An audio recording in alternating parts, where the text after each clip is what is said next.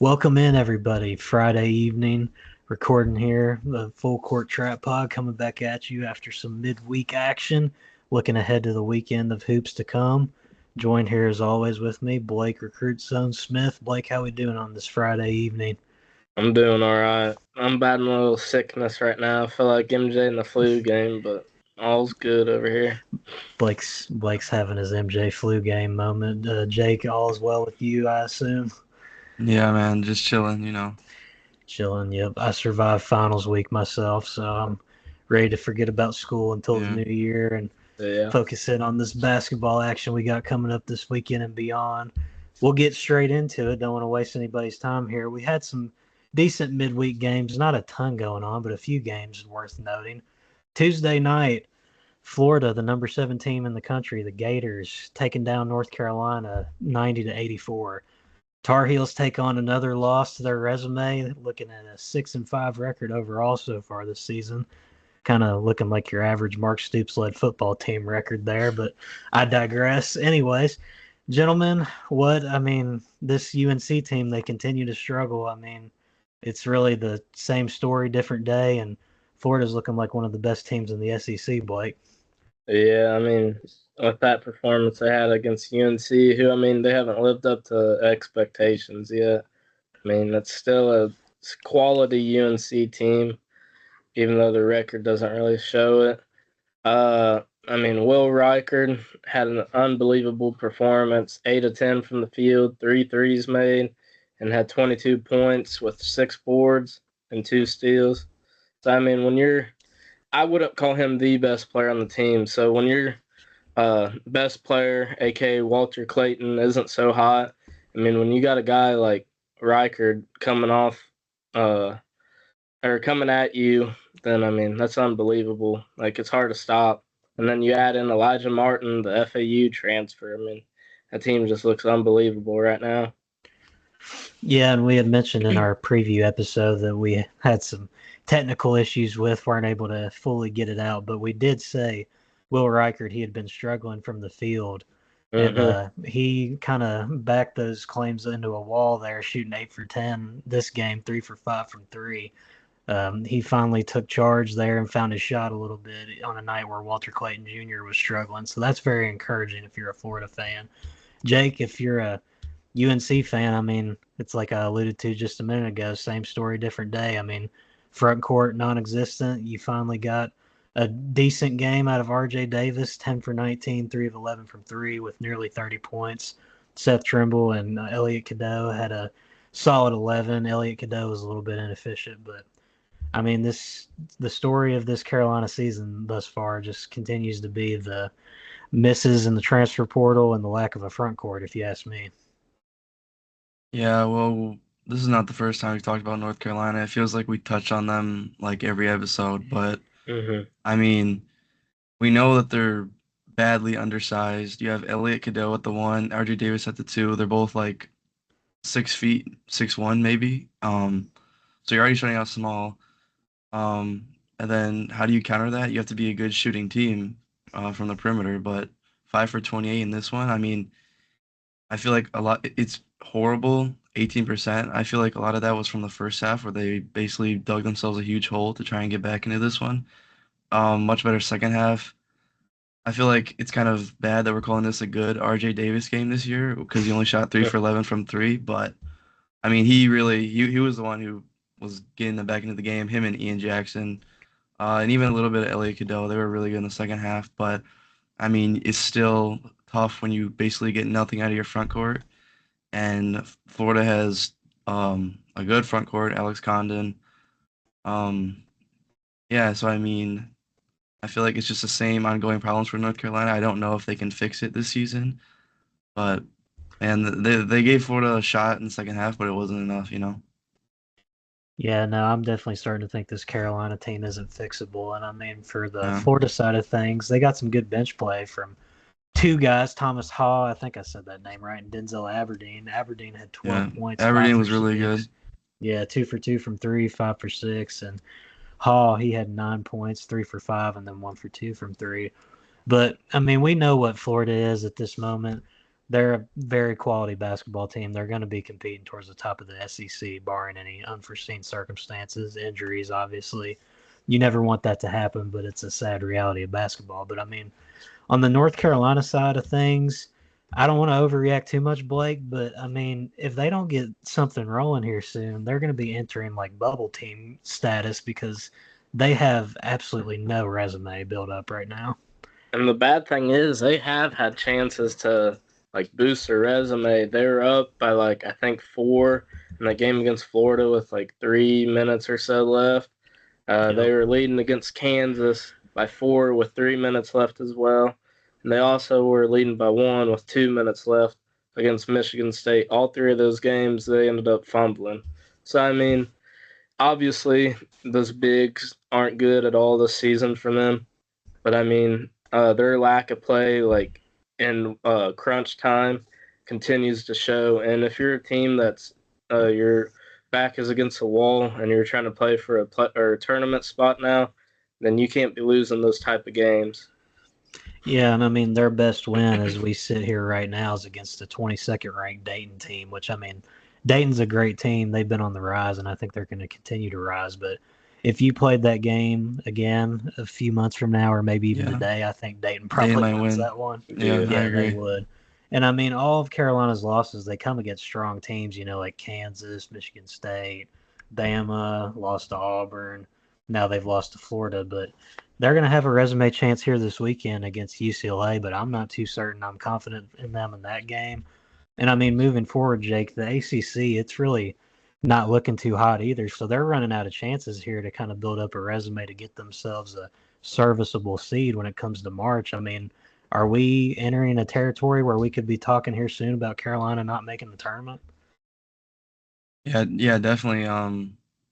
They're not gonna. They miss on all their chances for quality resume wins practically. I mean, you have one more in the non-conference with UCLA. If you don't get that, you have no margin for error within conference play in the ACC. Can't afford to lose to a weaker team. You might have to beat Duke both times to get a more favorable seed. So it's not. Season has not been what Hubert Davis and company has hoped for, I'm guessing. No, not at all. I mean, this was a team that had some lofty expectations coming into the season. I don't really know if they would have been considered a title favorite by any means, but there were definitely higher expectations from Carolina fans and the rest of the country than this, and they're not living up to it this far. And I'm just extremely disappointed in RJ Davis. I figured, this year it's been his 5th year in college basketball now. Like, he was just going to completely take over and be the catalyst of that team and kind of find some more efficiency and, develop more of a veteran presence at this late stage of his career. And I'm just not seeing it this far. And I think there's no way you salvage this. And if this team is going to miss the tournament, Blake, which I mean, there's still time for them to get this thing figured out. But if they do miss the tournament, do we think that that's just the nail in the coffin for Hubert Davis so they can just get rid of him on the spot? No, I definitely don't think after this year he'll be canned. I mean, I'd say give it a couple more years. If like these things continue, then yeah, he'll probably be on LinkedIn looking for a job. But I mean, as of right now, he should be safe. But I do have a lot of questions for that UNC team, like especially with that ACC play coming up. I mean, it's weak besides Clemson and Duke. You're not really going to get many good net wins. So, I mean, it's time to pony up, honestly. Yeah, I mean, I don't know if I know North Carolina fans aren't super happy with him right now, and the questions are starting to develop. Was this a guy who just inherited a situation? I guess the term you could use that you hear sometimes is born on second base. Like because that team that he took to the Final Four, those were all Roy Davis. What am I saying? Roy Williams. Excuse me, I'm combining Hubert Davis and Roy Williams there. But yeah, he inherited that team.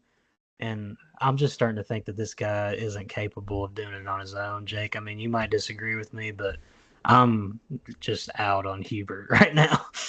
Yeah, it's fair. I mean, he completely whiffed in the portal, like just failed to address any needs in the front court, and that's a big concern because it was obviously the most glaring thing. They had Elliott Cadeau, Seth Trimble, and RJ Davis all returning, all you had to do was go get one.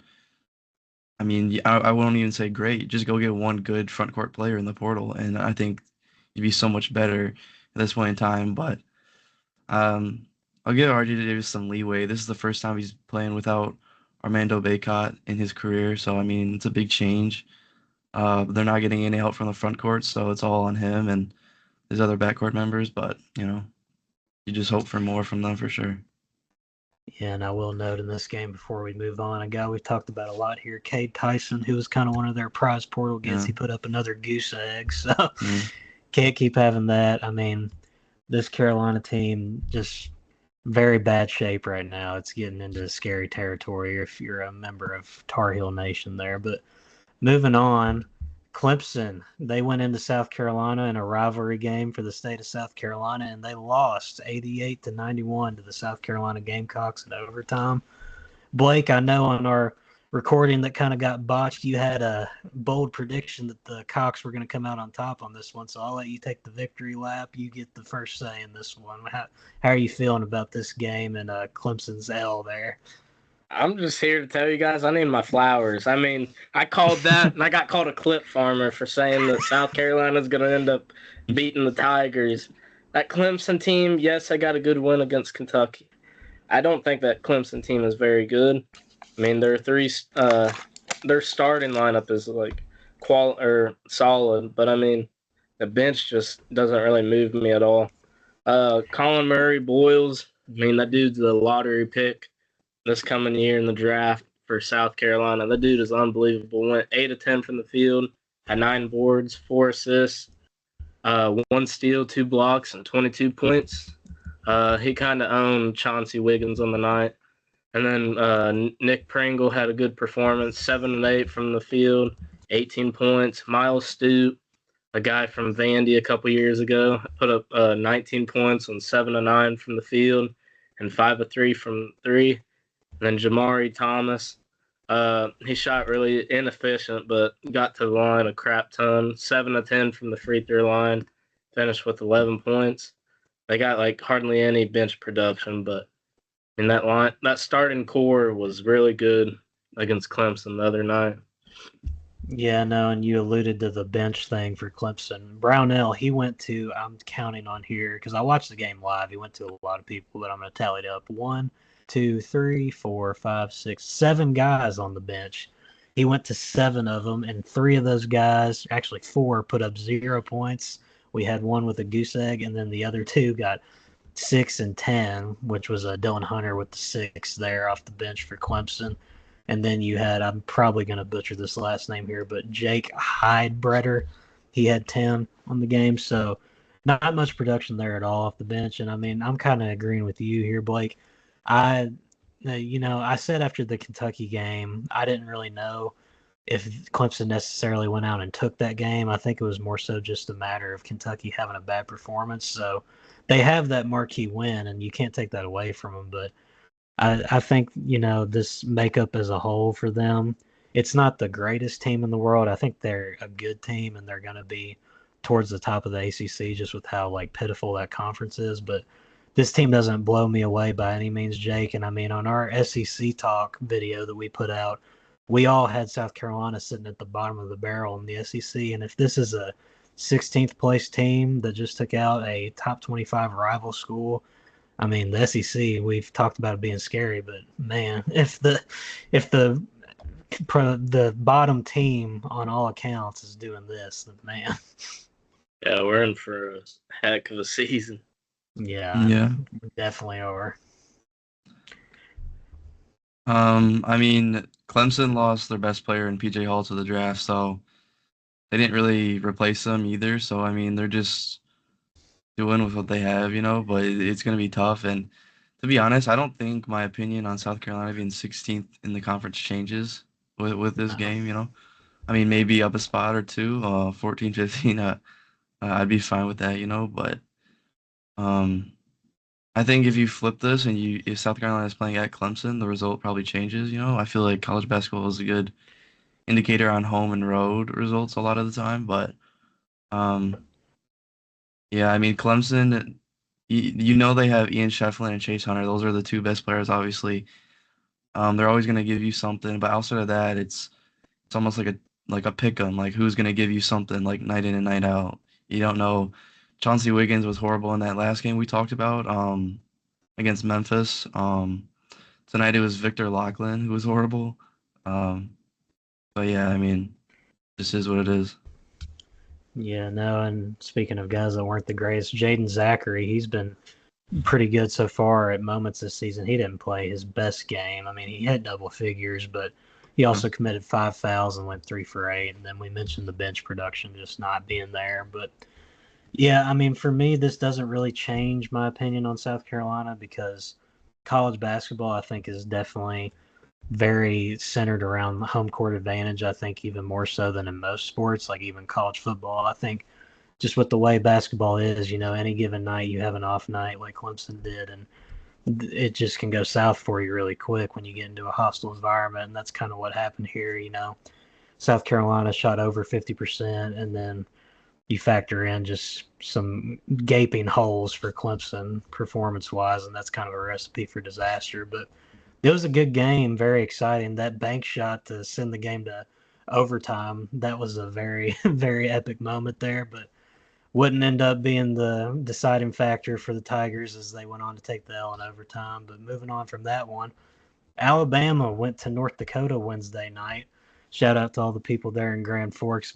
I got some ties back to that city in the state of North Dakota. I know they were hyped up for this one, but man, Alabama, you almost went in there into that just completely unprecedented kind of game. You don't see this on the schedule too much anymore in modern college basketball. And took an L. I mean, Grant Nelson and Mark Sears, it took some heroics from them, having some very solid performances to overcome the Fighting Hawks there. And I mean, the story of this game, more so than, Alabama struggling, I think, is Trayson Eaglestaff for the Fighting Hawks. That dude made a name for himself with 40 ball.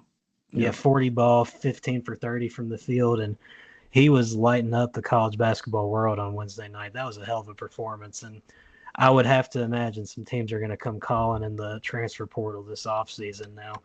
Whether he goes or not is a different story because I know he's a North Dakota kid and it means a lot to him to be in that area. But I mean, Jake, I think the main takeaway from this game is just Alabama. It's kind of concerning to me because their defense was very subpar. I mean, even though you had a guy like Eaglestaff going off just all around, I mean, it wasn't a very inspiring performance. And this is a team, North Dakota, who I believe is in the 300s in Ken Palm. So, Yep. like, this would have been a awful loss if they would have ended up taking the L, and they very narrowly escaped. Yeah. North Dakota, like you just said, sub 300 on Kempom. Not a good team at all. Uh, Especially when you're facing Alabama, top 10 team in the country. Probably shouldn't have been this close. I feel like once again we can attribute this to playing on the road in college basketball. Regardless of where you are, it's not going to be easy most of the time. But man, Trazen Eaglestaff went crazy, 40 points. Alabama allowed 1.2 points per possession in this one. That's way too much. Defense needs to improve majorly. I know Nate Oates came out and said today that some guys that don't want to defend are going to be losing minutes, put simply, and you got to do that because, um, yeah, 90 points to North Dakota Fighting Hawks. When you're ranked top 10 in the country, probably not ideal. But good for Grant Nelson to go home and have a good game. He had some plays in the last few minutes that pretty much sealed it for him, so good for him. Yeah, I think I think they said part of this agreement for them to go up there was that there was a guaranteed amount of tickets for Nelson's family and friends, and I think 500 was the number floated around for people coming there to see him. So that was It obviously was a very lot. cool. Yeah, it was a very cool moment for him, and kudos to Nate Oates because I mean a lot of coaches don't really have what you would say the cojones to schedule a game like that because I mean you really gain nothing from it. Like if they were to lose here, they're the joke of college basketball this week.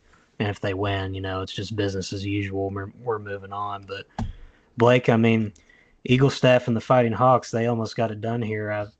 I'm very impressed with that fight, and I've got some questions about Alabama. What are your biggest concerns about Alabama heading out of this one? I mean, without a doubt, it's got to be their defense. letting teams score 80 to 90 points on them nearly every game. Well, against good teams. I mean, Rutgers put up 90 against them. Oregon put up 83 on them. North Dakota, I mean, they're not even really a good team. They're picked to be like, I think, either last or just practically at the bottom of their conference. They put up 90 points. Houston put up 80 points, which is crazy because they're not really known as a higher scoring team. Purdue 78 points, Illinois 87 points. So I mean that's a huge red flag I would say right now for them. Obviously their offense is spectacular. They're always going to have one of the better offenses in all of college basketball under Oates, but the defense definitely has to pick up, especially with some of the games coming up for them in conference play. Yeah, another thing for me too is like when you look at this game as a whole, and I mean, I watched most of it because I was just very intrigued in this unique of a matchup. Alabama's front court outside of Grant Nelson, they really didn't give you anything. I mean, we mentioned it previously. This Jaron Stevenson experience, it's not working. I mean, he only had 3 points and 4 boards on the day.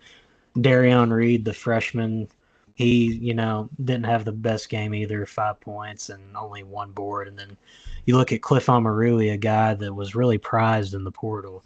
He only played like 14 minutes the whole game and put up 1 point, and he really wasn't getting on the boards either with only 5. So I think that's kind of a scary thing if you're an Alabama fan, because when you're going into a game against a mid-major team that's very subpar like this one, this is kind of a game where you enforce your will and you just let that carry you through.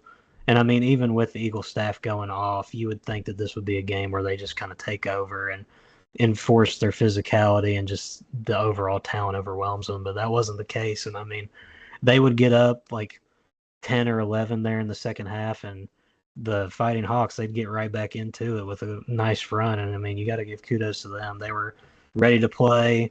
Their fans filled up that small arena and made it a really cool environment. It was a really good basketball game to watch as a whole, honestly. And I mean, yeah, all the credit to the Fighting Hawks here for making this a game when nobody expected it to be.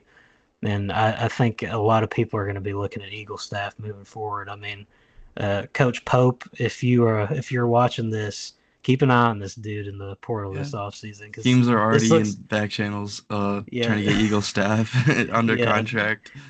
yeah. I think it was Rob Doster. He tweeted something like in the handshake line post game, he should just Yeah. offer him $500K and Houston Yeah. Millet's minutes. But Yeah. I mean, Millett, he didn't play too bad, honestly. He had 10 points and he was like 4 for 8, I think. LeBaron Philon, he had another good game. If you want to look to the bright spots of Alabama besides just their flaws here, and like I said earlier, Mark Sears and Grant Nelson, they stepped up, but definitely This going to have is to ramp things up on the defensive end.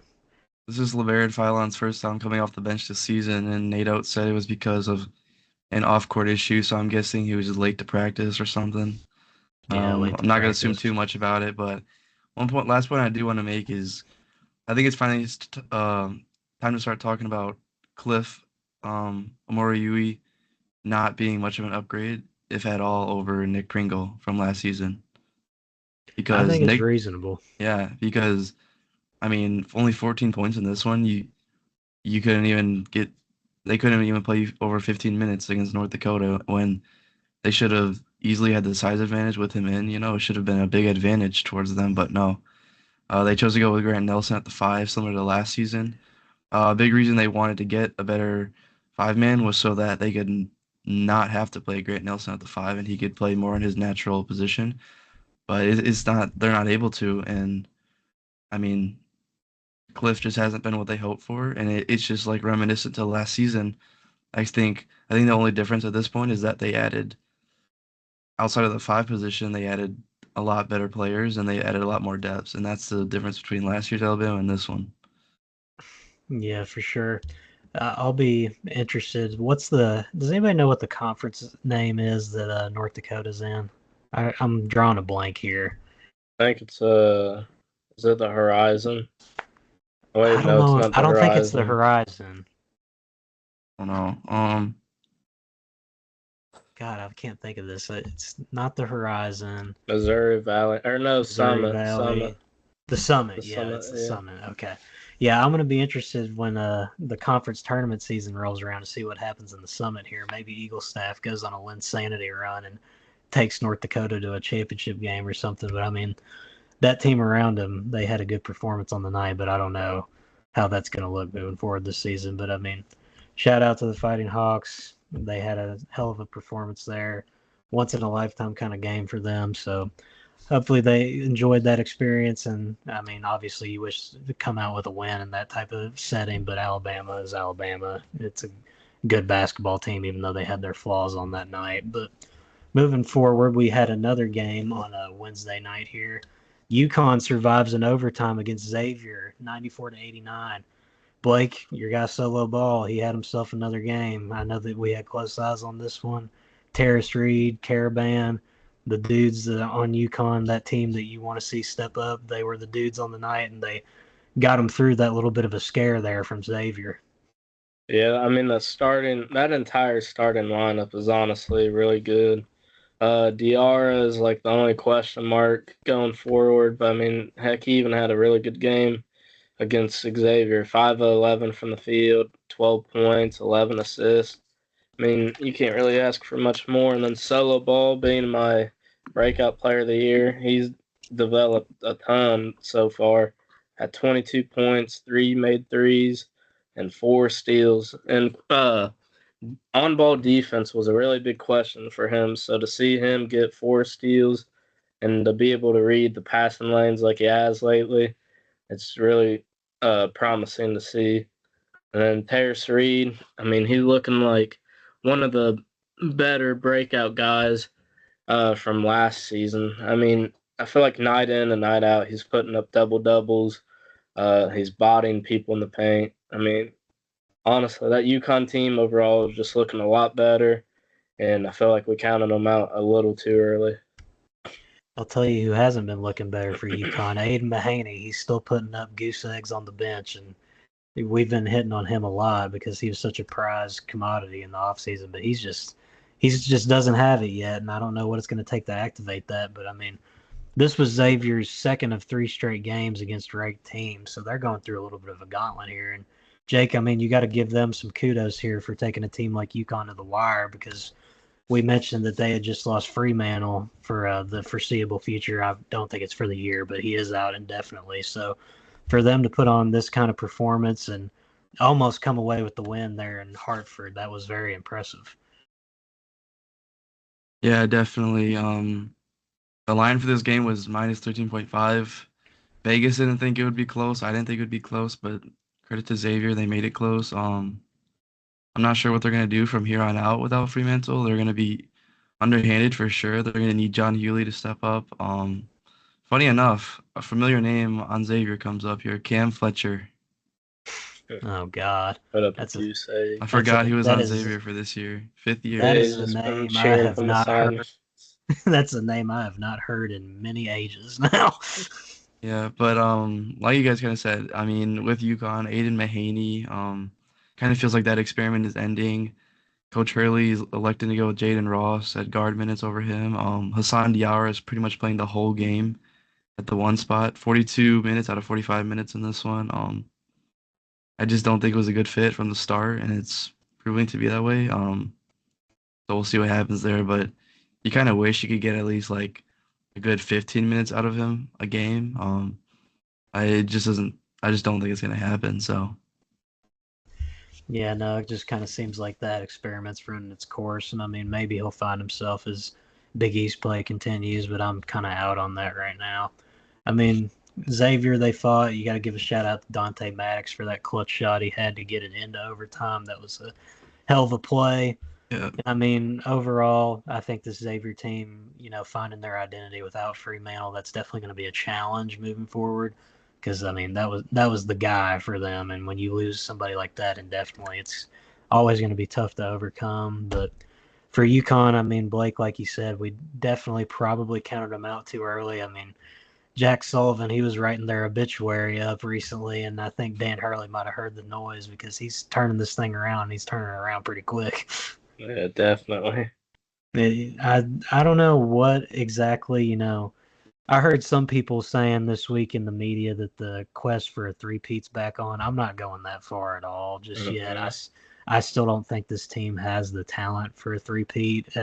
I think it's fair to say, a second weekend and you're happy and you move forward and reevaluate next season and see what you got because, I mean, as long as you've got Dan Hurley on the sidelines, you're always going to have something to look forward to. And I mean, I'm not sure that this is going to be the year for them to grab another championship, but maybe if we talk about that 2 to 3 years from now, I could definitely see it. But I think it might be time for somebody else to take the throne this year. This But one, that, we got the full college basketball experience at the end of this one. Two questionable calls by the officials, and then two long monitor reviews. Yeah. yeah, that's the name of college basketball. I remember I got a text from one of my buddies who was watching the UND Alabama game. He doesn't really watch a ton of college basketball, and he was just saying, like, man, what is this refereeing? I was like, yeah, that's college basketball for you. It's always a shit show, to be completely honest with you. But moving on to something that wasn't a shit show, Michigan and Oklahoma. What a game. 86-87 on Wednesday night. Jeremiah Fears, welcome to your Kodak moment, my man. That 4-point play was absolute, just cold-blooded. Dusty May, he takes another one on the chin, blew another lead after that Arkansas game where they probably should have put them away as well about 2 weeks ago. But yeah, I mean, Jeremiah Fears, he's a hell of a player. I mean, this guy, he's definitely one of the best freshmen in the country, and he showed it on this night. Yeah, the kid's unreal. I mean, he's looking like prime Trae Young at Oklahoma right now, putting up 30 on 8 of 12 from the field. I mean, it's just unreal seeing what he's doing. The kid doesn't lack confidence at all. He ain't gun shy to shoot a ball, and he's just phenomenal so far. He should be a senior in high school and going to prom, but instead he's out here defeating fifth-year seniors. Like, it's kind of crazy. Yeah, it's definitely crazy. And I mean, it's crazy that we're sitting here right now looking at Oklahoma as a top 15 team in the country that's 11-0 on the year. I mean, they're off to a hell of a start in their introductory year to the SEC, Jake. Yeah, most definitely. I think Porter Moser is definitely in the conversation for National Coach of the Year right now. This was Oklahoma was picked to finish towards the bottom of the SEC in the preseason. We don't know how Saints will finish out, but they're not looking like one of the worst teams in the SEC, that's for sure. Jeremiah Fears might be the leader for SEC Freshman of the Year as well. I mean, it was a complete performance by him, 30 points, 4 assists, game winner. People will debate if it was a foul to help them take that 1-point lead, but it doesn't matter. I vote that it was a foul simply because that Yeah, created such a cold moment there for Fears. yeah, no, Yeah. I agree. You can't With steal Michigan, Bro's aura. yeah, I feel you. Nah, but with Michigan, I feel like the backcourt just isn't good enough, you know? I mean, it's only year one for Dusty May. It was hard to put together a full new roster. But your front court is for sure one of the best in the country, but the backcourt is just not giving you enough. Especially when you go towards the bench. Just not much from the bench, in total. But yeah, what a finish. Yeah, and I mean, for Michigan, when you're up 3 points and you've got the ball with 30 seconds left, like they do in that game, that's when you just got to find a way to not turn the ball over, get your best free throw shooter to the line, and just close that one out. And what did they do? They turned the ball over and they let Oklahoma right back in. And I mean, that just can't happen for them moving forward this season as they continue into the Big Ten here. Because I mean, the Big Ten is going to be, it's not by any means the best country or best conference in the country because we all know the SEC is probably that, but it's a solid conference. And I mean, I just think that a big thing for them, it sounds so simple, but they've got to close out these games because I mean, they've been in great position. Like I said, in the Arkansas game and in this one, and those would have been two resume building wins. They could have been sitting at 10-1 right now. Instead, they're looking at 8-3. And Blake, I'll turn to you for this question. What do they have to do to start closing out these games, and who's got to step up? Because I mean, it seems like Golden and Wolf, they're the anchoring it down there in the front court, but I mean they're not getting much support from the guys in the back. Yeah, like Jake said, the backcourt isn't really much help. I mean, Gale and Donaldson, they did put up double digits against Oklahoma, but I mean, they shot super efficiently. 5 of 13 from the field for Donaldson, 4 of 11 from Gale, and then 2 of 7 from the field with only 8 points for Burnett. And then also their bench production, that has to improve. You can't have you can't have them combining for only 8 bench points against a really good Oklahoma team. Yeah, no, definitely not. And Oklahoma, I think that they've definitely been one of the bigger surprises of the season so far, and they're definitely going to be a team to watch moving forward here as we get into SEC play. We talked about them and where we think they're going to stand in the SEC standings in our video we posted recently, so go check that out if you haven't already. We had plenty to unpack there and what's going to be a loaded year for the most loaded conference in the land, but moving off of our review portion and going on into the preview of what's to come, we do have one lone matchup worth noting tonight on this Friday evening here in about 3 hours as of the time that we're recording this, 8:30 Eastern. Dayton, they're going to be hosting Cincinnati there in a top 25 battle. The spread currently sits at Cincinnati minus 2.5. I'm not entirely sure where this game's being played at, but I'll go ahead and start off. Give me Dayton. Everybody knows how I feel about Dayton. I mean, Enoch Cheeks, Nate Santos. They've got a solid core that's just progressively getting better and starting to piece together quality wins and quality performances, and I think they get another one under their belt here. Jake, are you rolling with the Bearcats or the Flyers in this game? Yeah, I'm rolling with Dayton. They've been really hot as of late. It's a neutral, technically, a neutral court, but it's in Cincinnati, so maybe Cincinnati advantage in that aspect, but Dayton is not too far off either. So, yeah, I'm going with Dayton. I feel like they've just been so good as of late. Enoch Cheeks, Zed Key, have been big time for them this year. And yeah, I just like them over the Bearcats of Cincinnati. All right, Blake, you've got a chance here to clip farm, as we so eloquently call it. Do you want to go for it, or you Cincinnati is just go favored, chalk? though. Nah, Cincinnati is yeah, favored. I'm just That's going true. with Dayton here. I'll go for the clean sweep for the crew. I mean, I just think the core that Dayton's rocking with so far is a lot better than Cincinnati's. So give me Dayton by like 5. Yeah, that's fair. I'll take that. I think that Dayton gets a semi-comfortable win here, but we've got a hell of a matchup coming on Saturday that I'm extremely excited for. Purdue is taking on Auburn, and this is a neutral court matchup here in Birmingham, Alabama. That's kind of an interesting spot to have these two teams meet up. I mean, not much of a journey there for the Auburn faithful, but we'll see how the crowd turnout looks. I think that, I mean, a matchup that you're going to be looking at heavily in this one is Trey Kaufman-Wren versus Janai Bream, excuse me. I mean, has anybody had an update on Janai's injury status as of yet, or is there any indication that he's going to play or not play?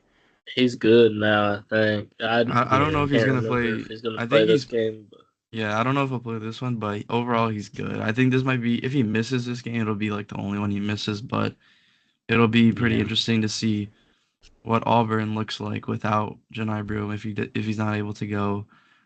We know what they look like with him. Arguably I mean, not even arguably. I think every stat will tell you they're the best team in the country. Um, but without him, I'm still going Auburn even if Broom doesn't play just because of how intense they are defensively and how physical they are. And Purdue has been struggling a lot with these type of teams, especially when Braden Smith needs a break. They turn the ball over a lot. So I'm going Auburn either way, but I think Auburn will beat them down if Broom is able to go. Simply put. Yeah, I mean, if he's able to go, I definitely think that it just elevates their chances extremely because, I mean, you're talking about a guy who's National Player of the Year caliber. But if he doesn't play, I could see this definitely being a closer matchup. But kind of like you said, Jake, I think the overall physicality of this Auburn team would be able to just kind of wear them down, and we just saw Purdue take on another, like physical, scrappy SEC team in Texas A&M last weekend, and they weren't able to pull that one out. I mean, obviously Auburn's a much better team than A&M. Well, maybe not much better, but they are clearly better. So, I mean, we've seen them go up against that kind of mold of a team thus far, and I don't know. I think they're just going to struggle. And Auburn, top to bottom, has an elite team. Even with Broom out, you still got Tahad Pettiford coming off the bench. Guys like, Chad Baker-Mazara, he's going to step up, obviously. And then I guess your biggest question mark if Broom doesn't play is how are the guys, like Dylan Cardwell and then Chaney Johnson, you need them to produce and kind of fill that role to the best of their ability. There's no replacing a guy like Janai, obviously, but you got to do your best to at least be serviceable. So I'm rolling with War Damn Eagle here. Blake, are you going to join us on the Auburn train, or you think Purdue cooks up some magic here if there is an absence of Broom? Obviously, we don't know that as of the recording. I mean, you guys both kind of took the words right out of my mouth. Purdue, even without Broom, I don't think they stand much of a chance after what I saw against A&M. To put it simple, Purdue struggles against physicality. Auburn's physical, even taking Broom out of the equation. So give me like Auburn by 8. Yeah. Choose your fighter in the backcourt here. You got Fletcher Lawyer and Braden Smith going up against Miles Kelly and Denver Jones. Which backcourt do we like more in this matchup? Me personally, I think I'm going to ride with Purdue's backcourt on this one because when Braden Smith has it going, we know the kind of guy that he is. But if we're talking strictly the backcourt matchup, I favor Purdue. I don't know if you all agree with me on that. Maybe I'm crazy, but that's just kind of what I think. Starting lineup wise, probably, but then you got the Hod coming off the bench, and I mean, he's probably 2 times the player that Lawyer even is. I mean, you got him coming off the bench. I mean, he'll probably have a really big game. Yeah, I agree. If you compare just those 4 players, it's definitely Purdue's. But I think if you go down the line, Auburn might have every other position, and Purdue can't bring off the bench what Auburn can, so it's definitely advantage Auburn. Pretty bad. Yeah. Yeah, that's what I was going to allude to. I mean, obviously, when you look straight at the starting guards there, Purdue, you kind of, on paper, look at them and think that they're a little bit more lucrative. But, I mean, Auburn, they've got depth. Obviously, Tahad, like you said, Blake, he's going to be a pro someday. It may not be this year. It could be. It could be next year. But that dude's going to be playing in the NBA. And with respect to Fletcher Lawyer and Braden Smith, I'm not too sure if we can say the same. They may just be a case of very good college players, but nothing much more. And, yeah, I mean, I think Auburn's depth is just going to carry him here, and the overall physicality takes him over the top regardless of Broom's status. Obviously, you hope that Broom plays because he's a hell of a fun player to watch. But moving on, we have the CBS Sports Classic coming up this weekend. The first matchup, I believe, on that day, is it North Carolina that plays before Ohio State, Kentucky? North Carolina, UNC go first. Yeah, we'll talk about them first. We'll go in chronological order here with the CBS Sports Classic. UCLA and North Carolina. I mean, Jake, we just talked about North Carolina and our thoughts on them overall as a team. This is kind of, a last-ditch effort for their non-conference schedule. You got to pick up a win here if you want to have at least something that you're leaving the non-conference with, and I'm not sure that they're going to get it because UCLA is coming into this matchup 10-1. They've got some decent wins on the year so far. They're maybe not the best team in terms of long-term success in this college basketball season, but I do think they're the better team overall and compared to North Carolina. So give me the Bruins in this one. I'd like to hear your thoughts on that one. Yeah, I'm not sure who I want to go with between UCLA and UNC. I know that UNC is going to be a lot more desperate for this one. This is their last chance for what I believe is a quadrant 1 win for them. It should be. Yeah, it should be because UCLA is number 18 in the country right now. Yeah. But I mean, man, UNC needs this one. If you lose this one, you're going into conference play 6-6. I mean, that's just a disaster. You would have no margin for error within conference play. If you can get this one, you have a nice little win, non-conference wins with Dayton and UCLA. You lose it, you only have Dayton. You're 6-6.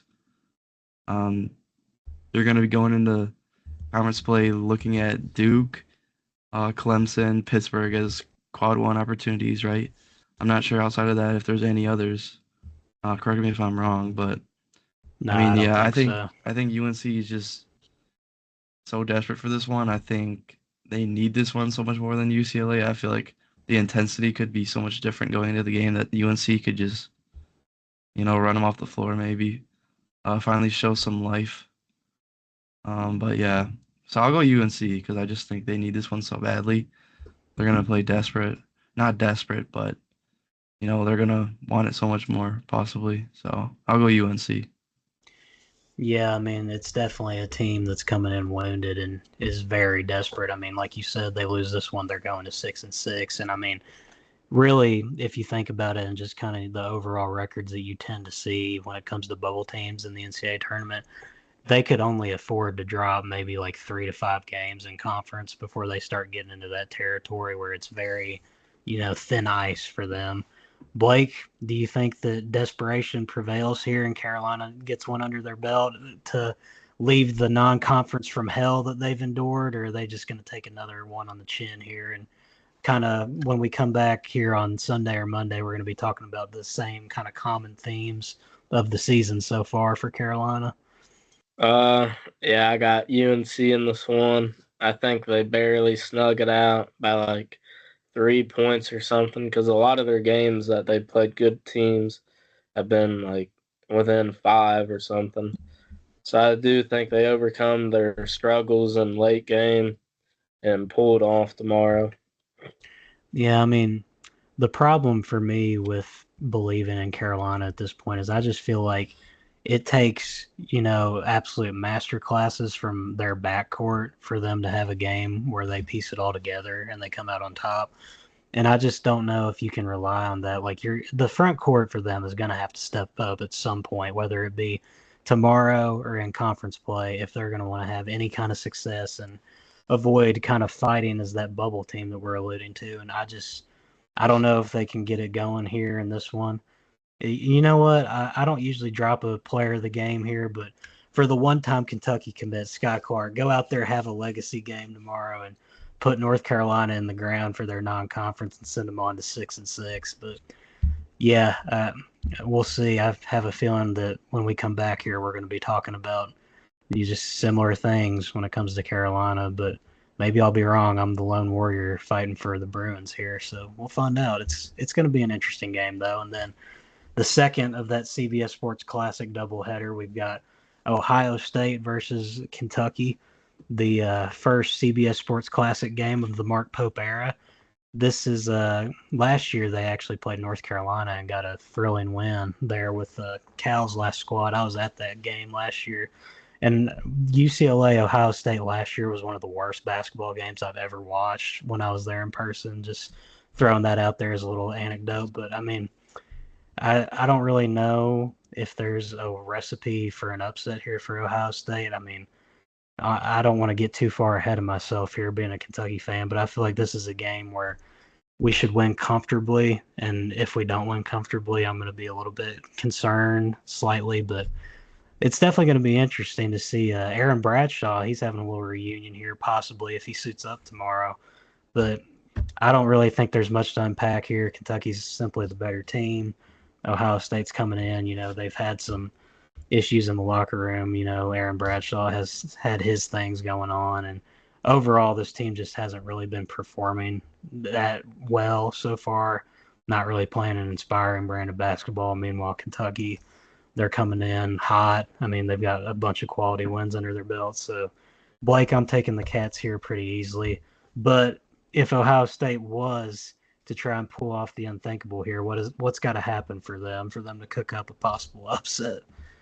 Uh, to be honest, I don't know if there's anything they can cook up, to be honest with you. I mean, they got Michi Johnson that's going to be out because of personal reasons. Aaron Bradshaw Granted, he's not been a good player really, but he might not even suit up. So I mean, they're going to be shorthanded coming in tomorrow. I'd say the only glimpse of hope they have is Devin Royal, Bruce Thornton, and Mobley all going off. But I mean, with that Kentucky depth they have, I just don't see any world where they make the game close. So I got Kentucky by like 20. Dang. I'll give him 10 to 15. I don't know about 20. Jake, are you going to go on the just, full on BTA performance, or what's going to happen here? Yeah, 20 would be crazy. I don't know. It's neutral, so I think it'll be closer than a lot of people expect, but definitely advantage Kentucky here. I mean, Michi Johnson's not gonna be able to go. We don't know about Aaron Bradshaw, right? He hasn't played No. since November, so. But yeah, I mean, they're shorthanded. They haven't been good at all. They got blown out by like 40 last week against Auburn. I mean, they're gonna need like John Mobley and Thorin to have really good games in the backcourt, hit some shots, but I think complete advantage is definitely Kentucky here. Yeah, I mean, talking about Aaron Bradshaw, I just looked up. He was seen with the team on a promo vid for Ohio State of just, Yeah. the team looking around NYC. So Yeah, I know I he's don't back know. with the team. Yeah. I don't know if he's like back. I don't know if he's practicing or whatnot. I just know he hasn't played since November still. Yeah, But no, I don't I know. don't I don't know know if his he's going to status at all. play. Yeah. Yeah, I I don't don't know if think it changes anybody really much. knows.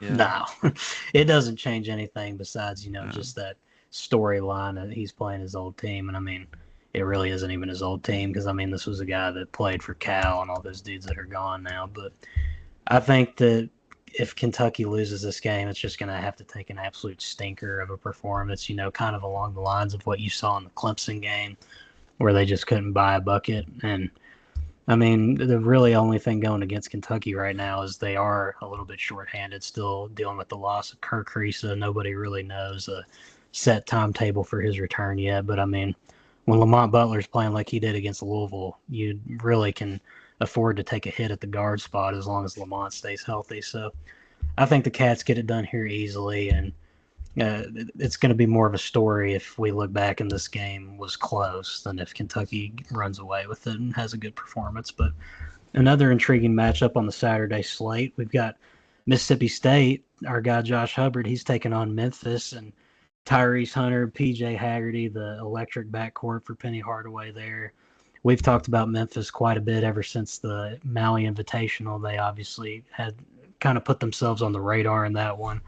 Mississippi State's 10-1 going into this game. Memphis 9-2. I believe, correct me if I'm wrong, this game is at Memphis, right? Yeah. Yeah. Okay. So I think, this is a tough one here because I would say the home court gives Memphis the advantage, but I mean, they did lose to Arkansas State on their home court. So they do have that working against them. But I think, you know what? Give me the upset here. I'm going to ride with Mississippi State. Give me a solid performance out of Josh and the surrounding cast, and I think they notch a solid non-conference win under their belt here. Jake, you going to roll with the Bulldogs, or you think the Tigers get this one done? I'm gonna roll with Memphis, the home team here. I just feel like Mississippi State is prone to a lot of scoring droughts, and we saw it against McNeese last week when they almost had that upset. But I just feel like when you're going into Memphis and you're playing a team where they have PJ Haggerty, Tyrese Hunter, just a really good backcourt and a really good scoring backcourt. And if you go on a scoring drought, it's going to be really tough to win. So I favor Memphis here, but I feel like this is truly more 50-50 than a lot of the other matchups we've talked about today. So it wouldn't surprise me at all to see Josh Hubbard legacy game and just go for like 32 and Memphis has no answer. So Yeah, I mean, this gives me, kind of like a true coin toss-up vibe kind of a game, just yeah. take your pick and see what happens. Blake, who are you going to put your stock in for this one? You going to roll with the Bulldogs, or are you going to take Adam Epstein's Tigers here? Dude, last time I picked against Mississippi State and went bad, I'm going for a two-peat of possibly it going wrong. Give me the Tigers, GTG. I wish I had a Penny Hardaway jersey to show to the camera right now. I think the Hall of Fame Tigers clip for win. him. So be Hall of it. Fame. I mean, I think they win by like 6 or something. It'll probably be a tight game. Like Jake said, it really is 50-50 compared to a lot of games we talked about already. But give me the Tigers. Yeah, I mean, I truly just don't know who's going to win this game, to be quite honest with you. Like I said, it's really a coin toss. But I've been standing by my take that the SEC is just the best conference in the land, and I think that's not really a hot take or anything by any means, but this is the kind of game that you want to see a team from the SEC win if you're going to stick by that claim and keep things rolling. So, I'll ride with the Bulldogs here. Give me a big game from Hubbard and Melendez. I say that 1-2 punch with the backcourt and the front court gets it done. But last game really noteworthy to preview here. We've got Wake Forest taking on Clemson. We talked about Clemson a little bit earlier and what we think about them overall as a team. Wake Forest heads into this game 9-3. Hunter Salas, he's a dog. We've talked about him before. Daniel Fowl, he predicted him as his player of the year at one point when he was still with us on the podcast. We miss you, Daniel, but I don't know if Wake Forest has it in them to get this done. So give me the Tigers, that magic of Little John Coliseum. Still want to know why it's called Little John, by the way, but I've never really gotten a history lesson on that one. So give me Brad Brownell and the Tigers here. I think they get it done. Yeah, Jake, I'm gonna roll with you. You want to go, Blake? No, I was telling you to go. Oh, okay, I got you. Yeah, I'm rolling with Luke here. I'm going with Clemson. We're in Little John, right? Yep, Little John. Little John. Wake Forest. I feel like it's the Hunter Salas show. Then you don't know what you're gonna get. So they didn't replace Andrew Carr at all in the portal. They're not even top 100 on KenPom. I just don't think they have what it's gonna take to go into Clemson and win. But I'm here to be proven wrong, so we'll see. But I'm going with Clemson. So, Blake, I mean, you farmed against the Tigers earlier with South Carolina a few days ago. You want to try and recreate your magic here since we're going to actually be able to get this prediction out to the people? This is your time to shine, buddy. Man, it's killing me inside. I don't think Clemson's going to have that magic at Little John. All their Tiger faithful is going to be tuned into the Texas game, the college football playoff. That's a good point. Give me the Demon Deacons in this one. I think Salas is going to have another legacy game. I mean, I'm 1-0 in clip farming, as you guys say, so why not go with the hot hand here? Honestly, they're going to have to pack out the arena with a bunch of elementary students again for them to have any hope in blowing out Wake Forest. So give me the Demon Deacons by like 3. Yeah, they might be spotted handing out some tickets on campus because there's not a soul that's invested in this game. Let's just be quite honest. I mean, No. The only reason we're talking about this game is because we love college basketball, and I mean, Clemson has been somewhat of a story. Yeah, it's a conference game too. So, is this the first conference game for both of these teams? I think it is. Or no, it's the second one. They're both 1-0. Second. Yeah. Yeah. So, yeah, I mean, you really got to worry about Little John. It may be miniature John Coliseum with the energy that's brought in that environment with the boys taking on Texas. Also, where's Big John? If there's a Little John Coliseum, where's Big John? I don't know where that is. Big John is he's down there in Arkansas calling the Hogs. Shout out Coach Cal, Big John. Yeah, not really much more to say about this one here. We'll see if Blake ends up hitting it again with the clip farming. I don't really know, but I'm trying to look here before we head out. Any other games worth mentioning? I guess you could say Oregon and Stanford. You got a 10-1 Oregon team in the top 10 taking on Stanford that's 9-2. We'll have some eyes on that. Not going to go super in depth on that one, but I mean, it is a game worth mentioning. California, they're taking on a ranked San Diego State team, the 23rd ranked Aztecs. Florida Atlantic has Michigan State. Dusty May ain't walking through that door, and neither is John L. Davis. So Michigan State, if you don't win by 20 in that one, you're a failure. UConn, They've got Butler. That's a road game for UConn, I believe. Hey, So. we should have talked about that game. That's not bad. Oh, you want to talk about it? Let's talk about Oh it right yeah, I now. do. UConn. UConn takes on UConn Butler. by 15. Yeah. Sorry, Butler. UConn UConn. takes. Yeah, UConn takes on Butler at noon. This one is going to be at Butler there in Hinkle Fieldhouse. We have a chance for But some Hinkle Oh, it's magic, at though. Hinkle. Hold up. yeah, it's at Hinkle. There may I be some didn't Hinkle realize it's at magic. Hinkle. Here comes Hinkle magic. But hey, you know what Hinkle Magic did get them? It got them a loss to the North Dakota State Bison, baby. Horns up. Yeah. Yes, sir. Shout out to my people in Fargo. We got a big Hinkle game against Magic South didn't Dakota show up. State this weekend, football-wise. But yeah, I think we're all in agreement with UConn there. Yep. Yeah, I've got a heavy-hitting matchup here, boys. Y'all ready for this one? Houston. Yep. They've got Texas A&M Corpus Christi on Saturday. Oh, that's a big one. Yeah, give me Corpus Christi. Obviously, I'm trolling and clip farming at this point. This is really, top to bottom. There's some decent games, but overall, it's kind of an underwhelming weekend, college basketball-wise. But what about Duke? Duke heading to Georgia Tech. Duke, on the road. Yeah, they got Georgia Tech. Tech stands a chance here. No, they do not. Yeah, as much as I'd love to say Georgia Tech has a chance with it. It's in the ATL. It's in the North. It is in ATL. It's hard for me to call it for Georgia Tech, but it's all on the road, so. This would be, I'm trying to think, wouldn't this be like a quad 3 loss for Duke if they do lose? Sounds like that, depending on the net ranking. Because Georgia Tech is sitting at, Georgia Tech's sitting at 5-6 so far. So, I mean, obviously this is not a good basketball team. Duke, I guess the real question in this game is, do they cover the 14.5-point spread? I'll take Duke by 10, but I'm not going to go 14. Yeah, 14.5 seems a little premature. Yeah.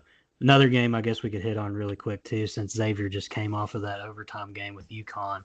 They host Marquette this weekend. That could be an interesting matchup. A little bit of a frisky but fun matchup, as my guy Barstool Big Cat would say over there at Pardon My Take. Shout out. But, yeah, I don't know. I don't think Xavier really has a whole lot of upset potential here. I mean, they're coming off a very, hard-fought emotional game on the road at UConn. So I think this is kind of a spot where Marquette just comes in and handles business.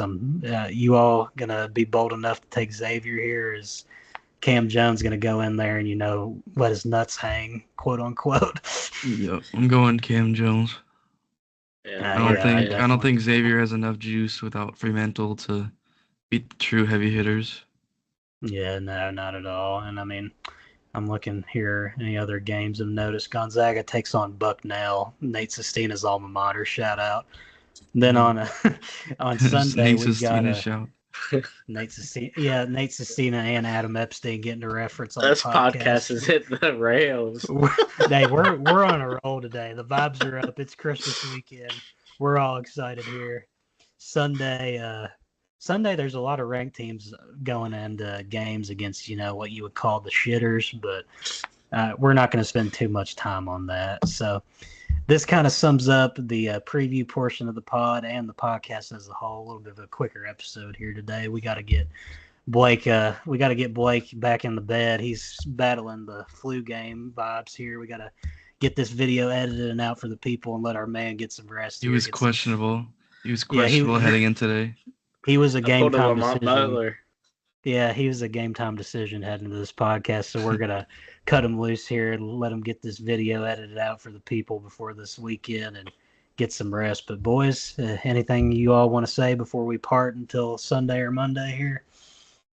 Just a heck of an episode. Yep. Appreciate guys tuning in every week. Yeah, sure. Yeah, we got much more to come here in the coming weeks. Obviously, we're always working to make the best content as we continue to grow. We've seen a lot of love on the Instagram page recently, and we're working on the Twitter and TikTok, getting that a little bit more publicized. So we appreciate all the support. If you could follow us on all of our platforms and keep liking and subscribing on the YouTube, we appreciate it. Check out our last video. We did a deep dive in the SEC, gave our little pre-conference play predictions there. That was a quality episode, a lot of good discussion there. What's going to be a loaded conference, as we've said many times. But boys, I'm going to get off here. We're going to get this video all sorted out, get it out for the people, and go enjoy our weekend of hoops and the college football playoff. Before we go, who y'all got in the playoff game tonight? Notre Dame or Indiana? Notre Dame by 21. I'm taking Notre Dame as well. I Jake, think you rolling with the Irish? I'm gonna hit a Blake and clip farm here. Give me the Hoosiers. Oh my God, we are not going there. He's on the Cincinnati train. He's a believer. I respect it. As long as any team that is not named the Tennessee Volunteers wins this thing, I'll be okay. So, yeah, and that's not happening. They're going to get BTA by Ohio State. But this isn't a football podcast. We're out of here. A lot of games previewed and recap. We got this one wrapped and got a bow under it to bring out the holiday spirit. So we'll see y'all in the next episode. We'll have a lot to talk about. Blake, appreciate you for being here under the elements. Jake, great to see you as always, and we'll be back. Appreciate you guys.